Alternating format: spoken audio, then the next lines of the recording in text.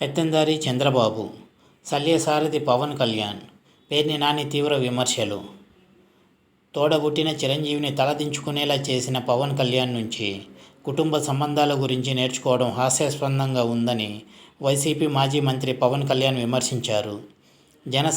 జన సైకోలు చిరంజీవిని దూషించినప్పుడు పవన్ కళ్యాణ్ నోరు ఏమైందని ఆయన ప్రశ్నించారు. తన తల్లిని దూషిస్తారా అని టీడీపీని, లోకేష్ను, చంద్రబాబుపై గతంలో పవన్ కళ్యాణ్ రంకెలేశారని, బంధాలకు విలువిచ్చేవాడైతే తల్లిని తిట్టిన వాడిని ఏం చేస్తారని అడిగారు.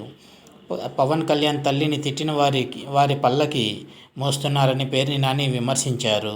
తాను సీఎం కాలేనని, ఎమ్మెల్యే కాలేనని, కానీ మీరు ఆగండంటూ పవన్ కళ్యాణ్ జన సైనికులకు శల్యసారథ్యం వహిస్తున్నాడని పేర్ని నాని విమర్శించారు.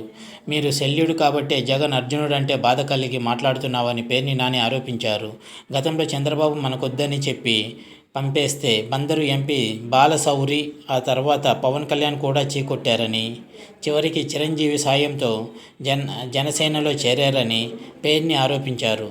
పవన్ కళ్యాణ్కు బాలశౌరి నిజస్వరూపం త్వరలోనే తెలుస్తుందన్నారు. మరోవైపు తమ కార్యకర్తలకు భోజనం పెడితే సర్వర్ ఉద్యోగం అంటూ చంద్రబాబు చేసిన విమర్శలు ఆయన పెత్తందారి మనస్తత్వానికి నిదర్శనమని పేర్ని నాని విమర్శించారు. వాళ్ళు మనుషులు కాదా? వాళ్లకు కుటుంబాలు లేవా? వారికి వ్యక్తిత్వం లేదా? ఒళ్ళు వంచి కష్టపడి సర్వర్ అయితే తప్పేంటి? పెత్తందారి మనస్తత్వం, బూర్జువా మనస్తత్వం, కులహంకారంతో చంద్రబాబు వ్యవహరిస్తున్నారని విమర్శించారు పేర్ని నాని. అందుకే చంద్రబాబు, పవన్ కళ్యాణ్ వంటి పెత్తందారి నేతల్ని వచ్చే ఎన్నికల్లో ఓడించాలని జగన్ పిలుపునిస్తున్నారని పేర్ని నాని పేర్కొన్నారు. ఇది వ్యూవర్స్, పేర్ని నాని వ్యాఖ్యలు పవన్ కళ్యాణ్ మీద, చంద్రబాబు మీద.